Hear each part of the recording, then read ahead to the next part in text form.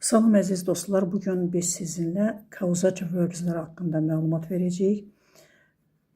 Həm miqlərə, eyni zamanda magistrlara və abituriyentlərə lazım olan faydalı məsləhətləri öz əksini tapıb. Əvvəlcə görək causative fe'llər nə deməkdir? Bu fe'llər o zaman işlənir ki, biz işi özümüz icra etmirik, başqa birisini etdiririk və ya başqasının nəyisə etməsinə səbəb oluruq. Əsas causative fe'llər to have, to get, to make, to lead, to help hesab edilir. Qeyd edim ki, help çox vaxt semi-causative verb, yəni yarım causative adlandırılır. Bu fe'llərin, yəni have, get fe'llərindən sonra object gələrsə, verb 3 formasında olur. Bu zaman işi başqasına gördürürəm mənasında verilir. Getdən sonra object verb 3 eyni məna, amma daha danışıq üslubu üçün əlverişli bir versiyadır. Qeyd edim ki, to have fe'lindən sonra person, yəni canlı bir hər hansı bir insan gələrsə, bu zaman bare infinitiv olur, yəni tosuz verb olur. Bu da kiməsə işi tapşırıram deməkdir.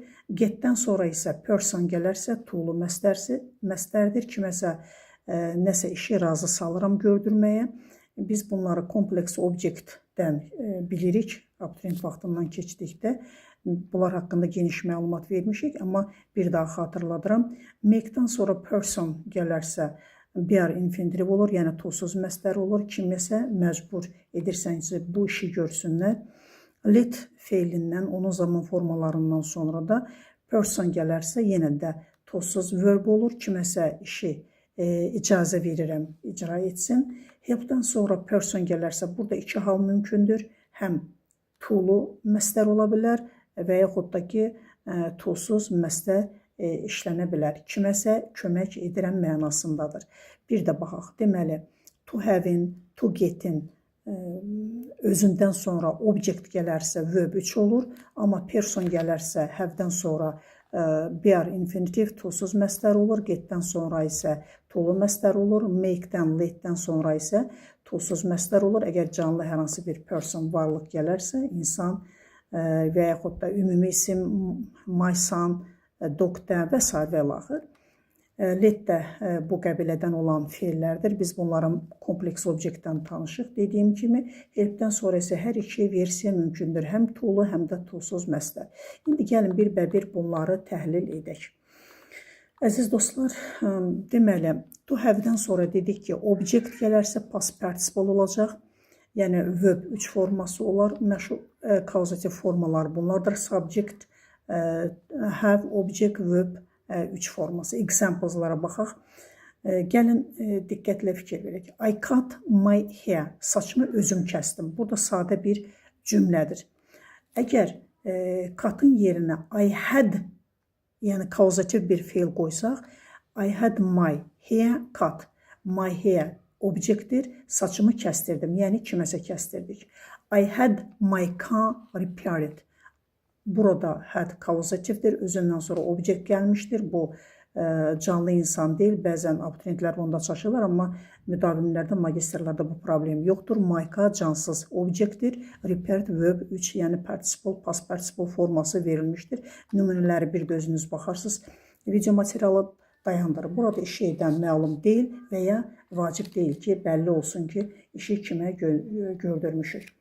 Qeyd edim ki, causative fe'llərin özləri to have-dir, to get-dir. Bunlar zamana görə dəyişir. Hətta bildiyimiz kimi to make, to lead. Zamana görə bunlar özləri dəyişirlər. Causativlərin dəyişməsi üçün hərəsinə ayrıca cümlə yazılıb.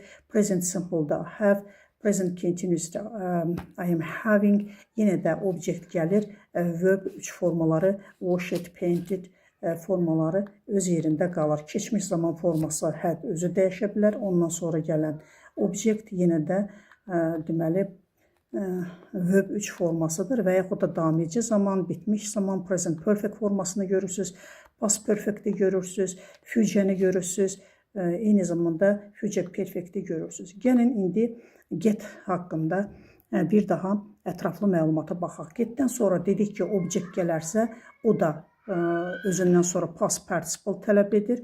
Subject-də get, object, verb 3. Bu hər elə demək olar ki, eyni mənadadır, amma daha danışıq üçün çox istifadə edilən, uyğun gələn üslubdur deyə danışıqda daha çox siz get'in zaman formalarına rast gələ bilərsiniz. I got my phone repaired və s. və axır nümunələri. Bir də baxarsınız, formal şəkildə I had my suit cleaned, informal olanda I got my suit cleaned danışıqda daha çox istifadə olunur. Yalnız fərq bundan ibarət idi. Yuxarıda qeyd etdiyim kimi have-dən sonra person gələrsə, bu zaman were infinitive olur. Siz bu strukturu görürsünüz. Mənası birinə tapşırıram ki, o işi etsin. Nümunələr baxaq. I had the mechanic repair my car. Göründü ki, mekanik burada canlı bir persondur, varlıqdır, insandır. Özündən sonra were infinitive, məsdərdən to atılıb, repair feili qalıb və s. Burada iş edən şəxs məlumdur. Yəni, kimə işi görülürüksə, bu məlumdur. Get'dən sonra person gələrsə, to infinitive olur. Kompleks obyektdən bildiyiniz kimi mənası birini razı salmaq, inandırmaq və ya məcbur etmək mənasında gedir. To have-lə get'in arasında fərq nədən ibarətdir?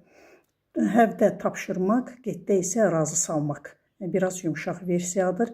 Onları müqayisə edin. Müqayisədə görərsiniz ki, aydın şəkildə I had Tom wash the car, tapşırdım ki, Tom maşını yuysun və yaxud da I got Tom to wash the car, razı saldım ki, Tom maşını yuysun. Bunlar deməli, gördüyünüz kimi müqayisədə birində tapşırmaq, birində razı salmaq mənasındadır. Bunlardan sonra person gəldikdə, həddən sonra tosuz məsdər, were infinitive gəlir, qotdan sonra isə tolu məsdər işlənir.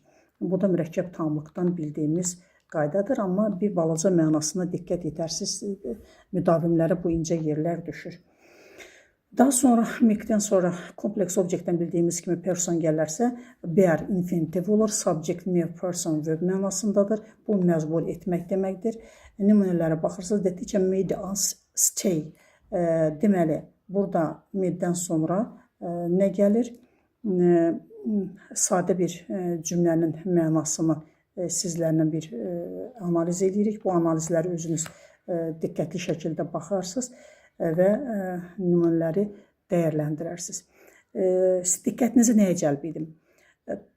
Pasiv formada meddən sonra tolu məsdər işlənməsi bu abituriyentlərə də düşür. Abituriyentlər üçün hazırlanmış test tapşırıqlarında, güvən testlərində siz onu görə bilərsiniz. Əgər med to be-nin formaları ilə işlənərsə, bu zaman özündən sonra tolu məsdər gəlir.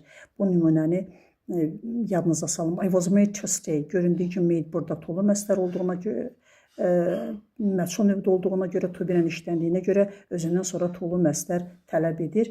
Bəzən də made-dən sonra cansız bir isim gələrsə, düzəltmək mənasında tərcümə edildikdə də abituriyent qaydalarından bildiyimiz kimi, test tapşırıqlarından bildiyimiz kimi özündən sonra tolu məsdər gəlir.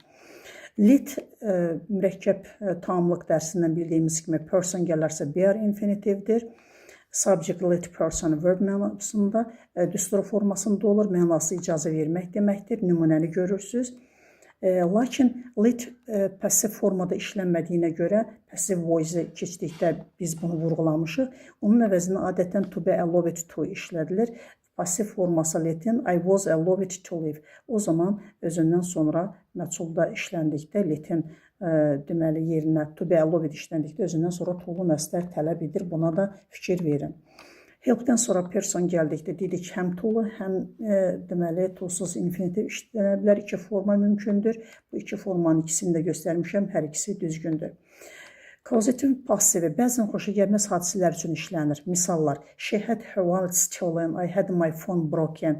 Burada məqsəd işi etdirmək deyil, hadisə baş verib. Yəni, xoşagəlməyən bir hadisə verib. Bu kauzativ passiv sualını verəndə ki, burada hansı kauzativ passivdir?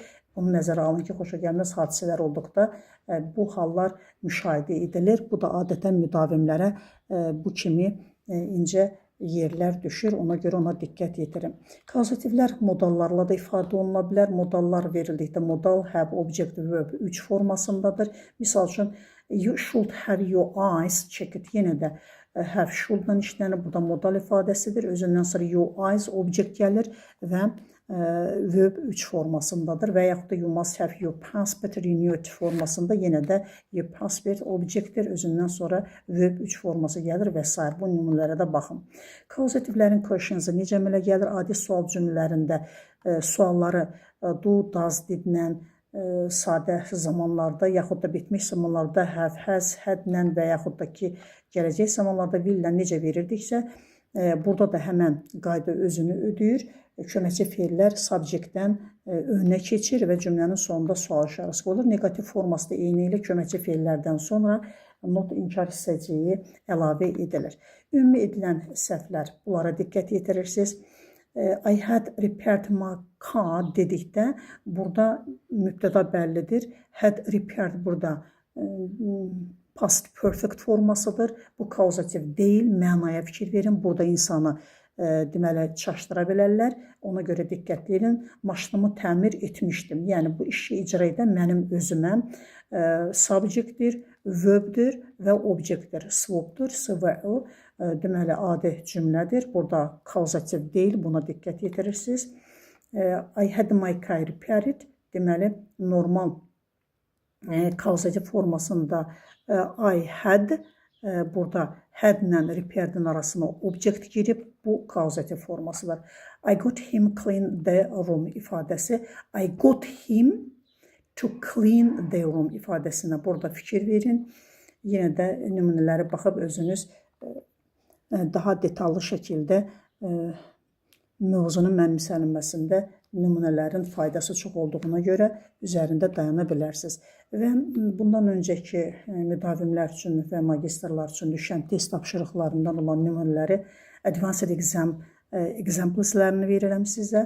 Həmən cümlələri bir-bir özünüz saxlayaraq video materialı baxa bilərsiniz. Mən bu qədər. Ümidvaram ki, bu video sizin üçün əlverişli olacaq. Bu mənim sizə kauzativ haqqında verdiyim məlumat idi. Bir balaca kompleks obyektdə də yadımıza saldığımız materiallar oldu. Kauzativlə kompleks obyekti bir-birinə qatışdırmayaq. Diqqətinizə görə sağ olun, minnətdarım.